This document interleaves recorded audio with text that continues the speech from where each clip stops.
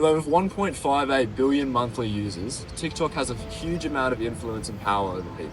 The users of this app have. They also have a large amount of responsibility to use this power morally. TikTok can provide a lot of benefits when used correctly. However, a lot of negative effects are prominent when used invasively. An example of invasive and controlling use of TikTok would be the Chinese government. You may be used to using Australian TikTok, however, Chinese TikTok is very different. Do you know that on Chinese TikTok, you are not allowed to post any content relating to the LGBT topic? This is because the government in China has damaged the unhealthy content for these citizens. So the question posed here is, should this kind of control through censorship be allowed, or is it abuse of power? Well, to explore the difference between Australia and Chinese TikTok, we decided to perform an experiment. We will choose a few topics that are known to be controversial in the Chinese government. They will help us to identify the difference of censorship between the two countries. Topics we chose to experiment with were the LGBTQ, the politics of the country, and the certain screen time restrictions due to age. Our predictions for the LGBTQ topic is that the Australian TikTok will allow users to view it, whilst the Chinese TikTok will have censored out the content. Our prediction for the politics topic is that the Australian TikTok will present a variety of politics, while the Chinese TikTok will censor everything except the government's views.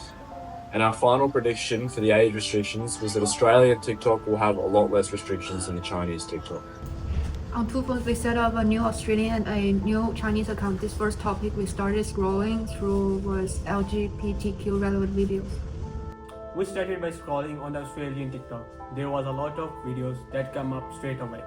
They all were related to the topic and expressed many different point of views. We then moved into Chinese TikTok, where we found significantly less content.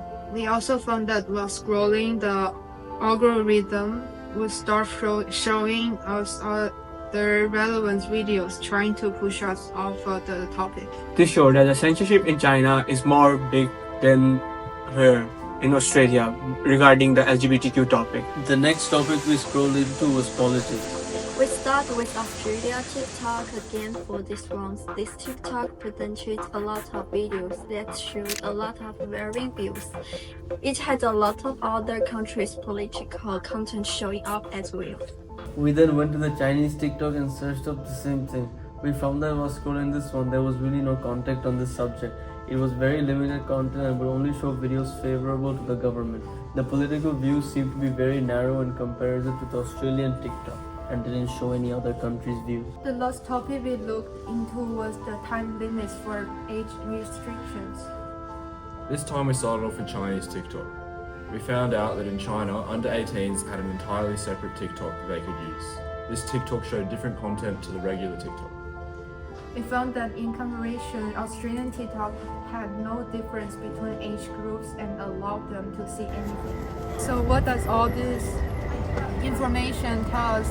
How does it impact different people? Censorship in China is not very inclusive. This could impact the users of Chinese TikTok by limiting their information.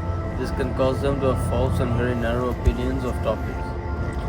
This may be considered an abuse of power in an attempt to control their citizens by the government. People should be very careful in general with the information they view and consider whether the information they are consuming is the whole truth or not.